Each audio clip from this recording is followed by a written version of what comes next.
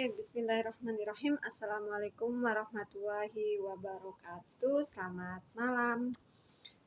Oke, teman-teman, saya mau share tentang buku dari The One Thing. The One Thing. Salah satu buku yang memang mengingatkan diri kita untuk fokus dalam satu hal terpenting dan mengabaikan yang memang hal-hal lainnya yang bisa mendistraksinya.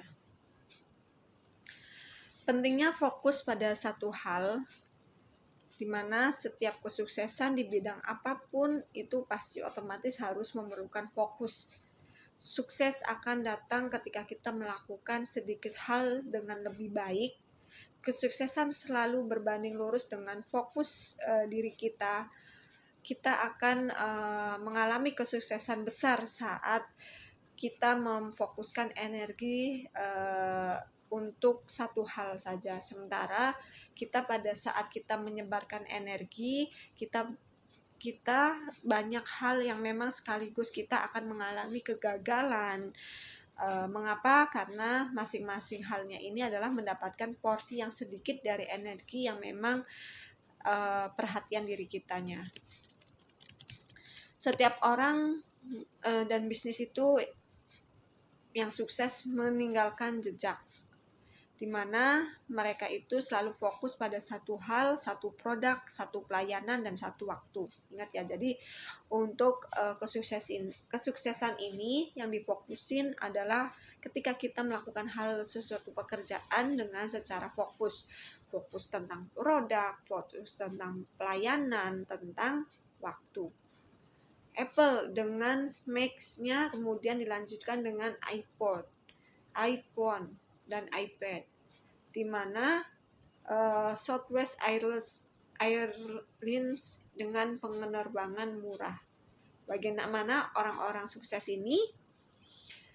Mereka fokus pada satu hal. Bill Gates dengan apa? Dengan Microsoft-nya dan lain sebagainya. Banyak orang-orang yang memang sukses dengan satu hal itu.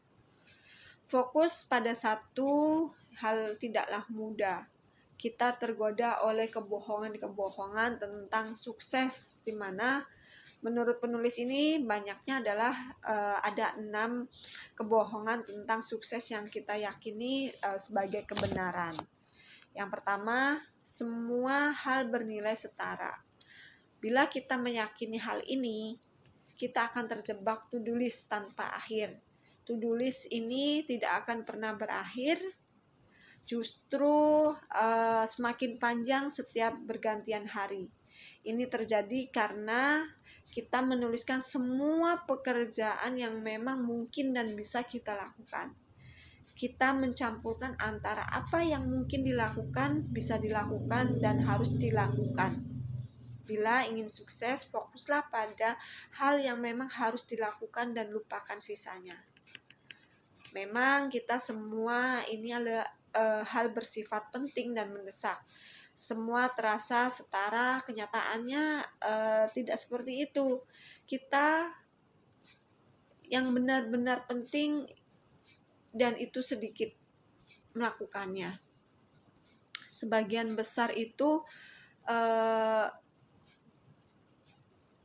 melakukan hal-hal yang memang tidak penting, hal-hal yang remeh, yang memang mengistilahkannya adalah vital feudal trivial money, seperti yang prinsip Pareto katakan 80% hasil yang kita dapatkan hanya berasal dari 20% usaha kita. Seperti itu. Yang kedua, tentang multitasking mempercepat pekerjaan. Jadi kalau di sini ini juga mitosnya, karena apa? Faktanya tidak ada yang namanya multitasking. Apa yang kita sebutkan dengan multitasking ini sebenarnya bukan benar-benar multitasking. Kita hanya berpindah dari satu fokus ke fokus lainnya. Tentu saja ada hal yang memang harus dibayar dengan melakukan multitasking seperti tersebut. Mulai dari pekerjaan yang memang justru selesai lebih lama, keputusan buruk yang dihasilkan tidak sesuai, mengingatkan resiko yang memang kesalahan, hasil kerjanya berkualitasnya rendah, sampai potensi munculnya stres yang memang mengganggu. Untuk sukses kita perlu meluangkan waktu untuk fokus mengerjakan satu hal, the most important thing, satu hal yang terpenting dalam pekerjaan, bisnis, atau kehidupan kita. Ketiga, sukses memerlukan kedisiplinan.